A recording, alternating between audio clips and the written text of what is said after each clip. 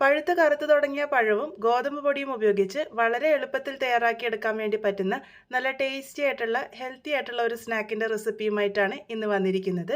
ഇതുണ്ടാക്കാനായിട്ട് ആദ്യം തന്നെ മിക്സറിൻ്റെ ജാർ ഇവിടെ എടുത്തിട്ടുണ്ട്. അതിലേക്ക് 2 മുട്ട പൊട്ടിച്ചൊഴിക്കാം.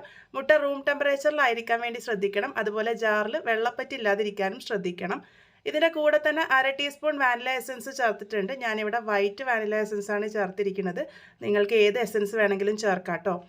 ഇനി ഇതിലേക്ക് 1/2 കപ്പ് പഞ്ചസാര ചേർത്ത് കൊടുക്കാം. ഇതെല്ലാം കൂടി ഹൈ സ്പീഡിൽ നല്ല പോലെ തന്നെ ഒന്ന് മിക്സ് ചെയ്തെടുത്തിട്ട് വരാം. ഹൈ സ്പീഡിൽ തന്നെ കറക്കിയെടുക്കാൻ വേണ്ടി ശ്രദ്ധിച്ചോളൂ, നന്നായിട്ട് പതഞ്ഞ് കിട്ടണം. അതിനുശേഷം ഇതിലേക്ക് ആവശ്യമായിട്ടുള്ളത് പഴമാണ്. ഞാനിവിടെ പഴുത്ത് കറുത്ത് തുടങ്ങിയിട്ടുള്ള 2 നേന്ത്രപ്പഴമാണ് എടുത്തിരിക്കുന്നത്. മീഡിയം വലുപ്പത്തിലുള്ള നേന്ത്രപ്പഴമാണ്. അത് ഇതുപോലെ കട്ട് ചെയ്തെടുത്തിട്ടുണ്ട്. അത് ഇതിലേക്ക് ചേർത്ത് കൊടുക്കാം.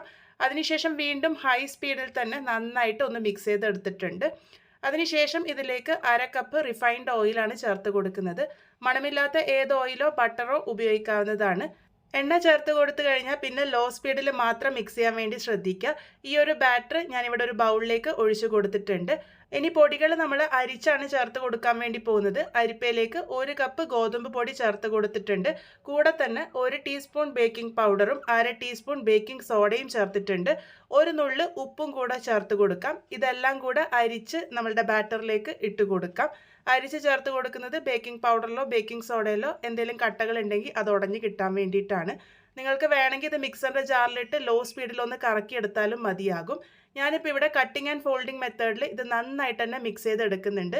ഈ ഒരു മെത്തേഡിൽ തന്നെ മിക്സ് ചെയ്തെടുക്കാൻ വേണ്ടി ശ്രദ്ധിക്കുക. അല്ലാന്നുണ്ടെങ്കിൽ നമ്മളുടെ കൂട്ട് ഡെൻസായി പോകാനുള്ള സാധ്യതയുണ്ട്.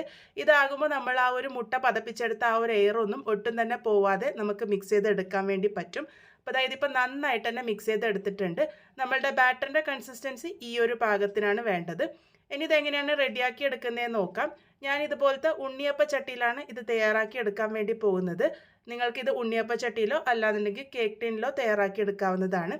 ഉണ്ണിയപ്പ ചട്ടി ആദ്യം ഒന്ന് എണ്ണ തടവി എടുക്കുന്നുണ്ട്. ഒരുപാടൊന്നും വേണ്ട, കുറച്ച് എണ്ണ നന്നായിട്ട് തന്നെ ഒന്ന് തടവി എടുക്കുക. അതിനുശേഷം ബാറ്റർ ആ ഓരോ കുഴിയിലും 1/4 ഭാഗത്തോളം മാത്രം വരുന്ന രീതിക്ക് നിറച്ചു കൊടുക്കുക. നിറച്ചൊഴിച്ചു കൊടുത്താൽ എല്ലാം കൂടെ ഒന്നിച്ചു ആവും കേട്ടോ. അത് പ്രത്യേകം ശ്രദ്ധിക്കണം. ഇത് നന്നായിട്ട് പൊങ്ങി വരും. 1/4 ഭാഗത്തോളം മാത്രം ഒഴിച്ചു കൊടുക്കാൻ വേണ്ടിയിട്ട് ശ്രദ്ധിക്കുക. അപ്പോൾ ഇതാ ഇതുപോലെ ഒഴിച്ചു കൊടുത്തിട്ടുണ്ട്. അതിനുശേഷം ഒന്ന് 2-3 പ്രാവശ്യം നല്ല പോലെ തന്നെ ടാപ്പ് ചെയ്തെടുക്കുന്നുണ്ട്. ഇനി ഇത് എങ്ങനെയാണ് കുക്ക് ചെയ്യുന്നത് നോക്കാം. ഒരു പഴയ തവ ആദ്യം വെച്ച് നല്ല പോലെ തന്നെ ചൂടാക്കിയിരുന്നു. അതിൻ്റെ മുകളിലേക്കാണ് ഈ ഒരു പാൻ വെച്ച് കൊടുത്തിരിക്കുന്നത്.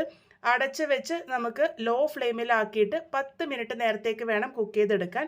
എന്തെങ്കിലും ഹോളൊക്കെ ഉണ്ടെങ്കിൽ ഇതുപോലെ ഒന്ന് കവർ ചെയ്തെടുക്കാൻ വേണ്ടിയിട്ട് ശ്രദ്ധിക്കുക. ലോ ഫ്ലെയിമിൽ വെച്ച് തന്നെ കുക്ക് ചെയ്യാൻ വേണ്ടി ശ്രദ്ധിക്കുക. 10 മിനിറ്റ് ആകുമ്പോഴേക്കും ഇത് പാകത്തിന് റെഡി ആയിട്ടുണ്ടാകും. നോക്കൂ, അടിഭാഗമൊക്കെ നല്ല പെർഫെക്റ്റ് ആയിട്ട് തന്നെ കളർ കിട്ടിയിട്ടുണ്ട്.